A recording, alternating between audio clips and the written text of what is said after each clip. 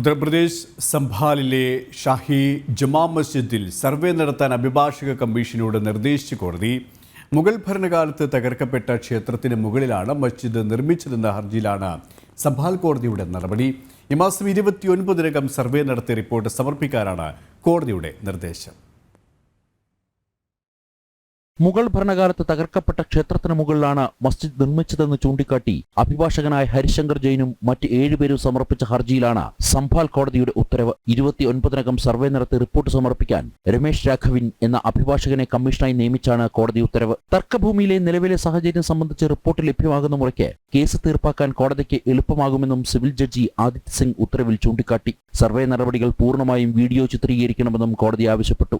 മുഗൾ അക്രമിയായിരുന്ന ബാബറിന്റെ നിർദ്ദേശപ്രകാരം 1529 ക്ഷേത്രം തകർത്ത് അവിടെ പള്ളി പണിതത്. 1958 സ്ഥലവും പള്ളിയും ആർക്കിയോളജിക്കൽ സർവേ ഓഫ് ഇന്ത്യ പരിശോധിച്ച് ചരിത്ര സ്മാരകമെന്ന നിലയിൽ സംഭാൽ ജില്ലയുടെ ഔദ്യോഗിക വെബ്സൈറ്റിലും പ്രസിദ്ധീകരിച്ചു. എന്നാൽ വിഷ്ണുവിന്റെ അവതാരമായ കൽക്കിക്കായി സമർപ്പിച്ച മഹാക്ഷേത്രം തകർത്താണ് അവിടെ പള്ളി പണിതതെന്ന നിലപാടിൽ ഉറച്ചാണ് ഹർജിക്കാർ നിയമ പോരാട്ടത്തിനിറങ്ങിയത്. ജുമാ മസ്ജിദ് സംരക്ഷണ സമിതി തർക്കസ്ഥലവും കെട്ടിടവും നിയമവിരുദ്ധമായി ഉപയോഗിക്കുകയാണെന്നുമാണ് ഹർജിക്കാരുടെ വാദം. ജനം, ഡൽഹി.